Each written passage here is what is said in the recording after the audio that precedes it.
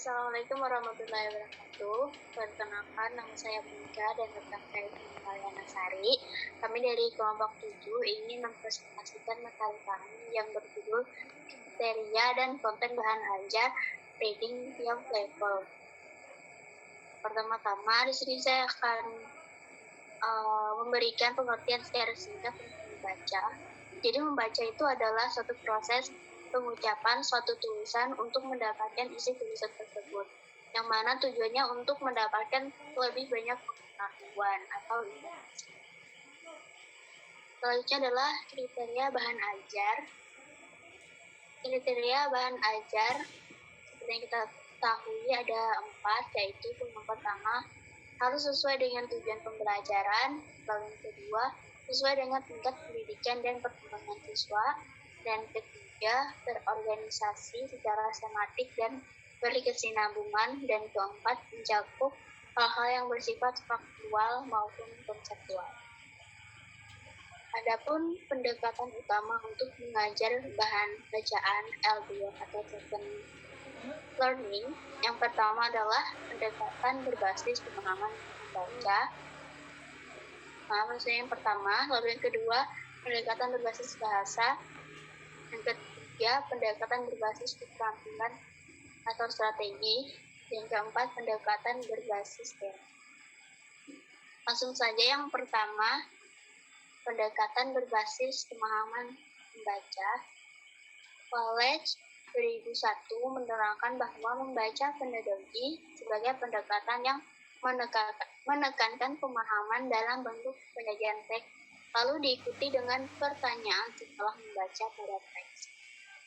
Adapun tujuannya, menurut William dan Moran 1989, ada 3 kemungkinan tujuan dari pendekatan berbasis pemahaman membaca, yaitu pertama untuk memeriksa pemahaman, yang kedua untuk memudahkan pemahaman, dan ketiga hanya untuk memastikan bahwa pelajar atau siswa membaca teks bacaan dengan benar atau dengan baik. Adapun asumsi yang mendasari pendekatan berbasis pemahaman, yaitu sebuah teks harus memiliki satu makna atau makna yang disampaikan oleh penulis. Menurut E. Dawson 1979, tampaknya masih relevan karena teks memiliki potensi makna yang akan bervariasi dari pembaca ke pembaca, tergantung pada banyak faktor. Jadi maksudnya setiap pembaca itu memiliki pemikiran yang berbeda-beda setelah membaca teks yang sama. Lalu menurut Urquhart 1987 menyatakan bahwa apa yang bisa dicapai pembaca adalah interpretasi daripada pemahaman, yang mana makna yang ditangkap oleh si pembaca dibangun dalam pemikirannya sendiri, karena setiap pembaca memiliki pengalaman yang berbeda-beda.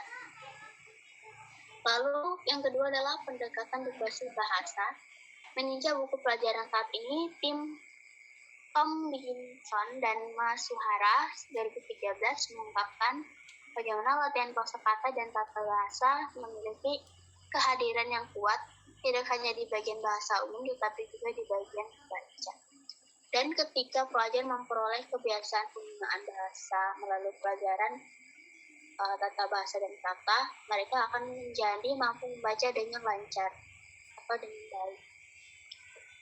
Ada banyak buku pelajaran saat ini tampaknya masih menggunakan Presentation Practice Production Approach atau PPP untuk mengajar tata bahasa dan kosakata, dan memanfaatkan teks bacaan untuk pengajaran bahasa. Adapun pendekatan PPP saat ini tampaknya menggabungkan pengajaran tata bahasa formal dengan kegiatan komunikasi. Struktur ataupun aturan bahasa pertama kali disajikan, lalu mereka dipraktikkan secara mekanis atau terkontrol, dan akhirnya kegiatan komunikatif yang lebih bebas kadang-kadang melibatkan pembaca atau siswa. Lalu untuk materi selanjutnya akan disampaikan oleh rekan saya Mariana Sari. Baik, selanjutnya saya akan menjelaskan pendekatan yang ketiga, yaitu pendekatan berbasis keterampilan atau strategi. Tapi sebelum itu kita akan mendefinisikan apa itu keterampilan atau strategi. Menurut Olszewski 1977, keterampilan adalah kemampuan yang diperoleh dari belajar, sedangkan strategi adalah kesadaran atau prosedur yang dilakukan untuk memecahkan masalah.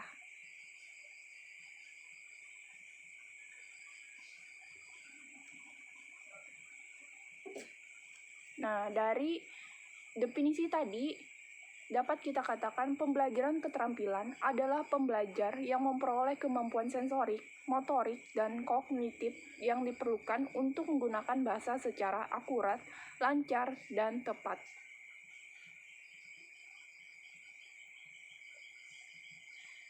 Dalam pendekatan berbasis keterampilan atau strategi ini terbagi menjadi dua, yaitu strategi untuk vocab dan strategi untuk grammar. Strategi untuk vocab yaitu di sini kita mengidentifikasi bagian dari ucapan, menganalisis komponen morfologis, serta memanfaatkan frasa terkait atau klausa relatif dalam konteks. Sedangkan untuk strategi untuk grammar, mungkin dapat berupa wacana, strategi terkait, strategi memecahkan ambiguitas dengan menyimpulkan.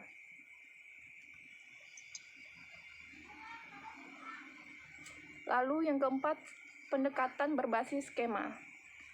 Teori skema adalah teori tentang pengetahuan dalam pikiran.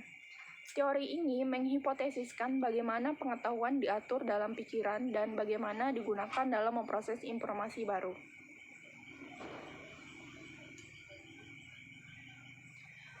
Menurut William dan Moran 1989 menunjukkan bahwa pengaruh teori skema pada aktivitas pramembaca di mana-mana dalam materi IFL pada 1980-an.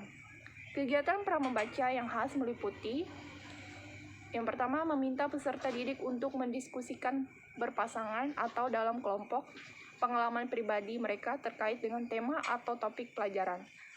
Yang kedua yaitu meminta peserta didik untuk mempertimbangkan pernyataan, judul teks, ilustrasi, dan lain-lain. Nah, dalam pendekatan berbasis skema ini juga ada beberapa bahan untuk mencoba memberikan peserta didik dalam serangkaian teks yang dirancang untuk mencapai masa kritis menurut Greb 1986, yaitu latar belakang pengetahuan yang cukup tentang tema tertentu untuk memungkinkan pembaca mencapai pemahaman yang sukses.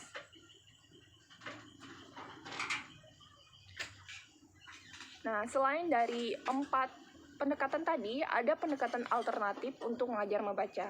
Yang pertama yaitu pengaruh yang melibatkan harus menjadi perhatian utama bahan bacaan. Teks yang baik bekerja pada pengaruh peserta didik, yang sangat penting untuk pemrosesan yang mendalam dan menciptakan alasan dan motivasi untuk membaca terus. Pengaruh kadang-kadang disebutkan dalam literatur sebagai faktor periferal, tetapi keterlibatan pengaruhnya, misalnya minat, sikap, emosi, harus diberikan kepentingan utama dalam produksi bahan bacaan. Lalu yang kedua yaitu mendengarkan teks sebelum membaca itu membantu mengurangi tuntutan linguistik dan mendorong peserta didik untuk fokus pada makna. Kemudian yang ketiga yaitu pemahaman membaca berarti menciptakan representasi mental multidimensi di pikiran pembaca. Representasi mental, serangkaian snapshot atau gambar dinamis seperti film dengan suara dan bau yang mungkin juga dan apa yang telah dibuat di benak para pembaca. Representasi setiap pembaca bersifat dinamis dan unik, tergantung pada kondisi mental, suasana hati, pengalaman, dan lain-lain.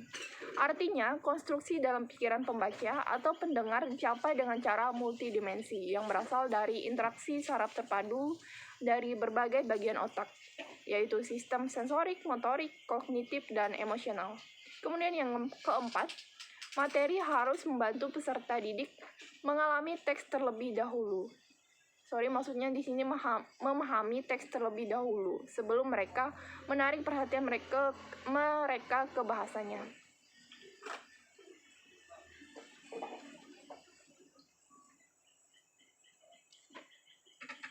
Menurut Nunan 1999, Ia mempertimbangkan 5 langkah penting yang terlibat dalam merancang kursus membaca.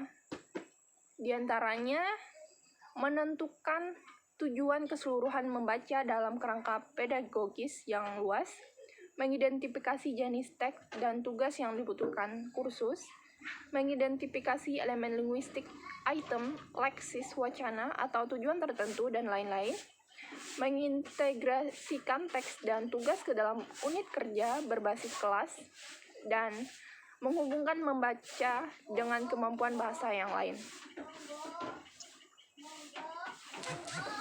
Oke, mungkin itu saja dari kelompok kami tentang kriteria dan konten bahan ajar reading tiap level. Sekian presentasi kami. Saya mohon maaf jika ada kesalahan kata. Wassalamualaikum warahmatullahi wabarakatuh.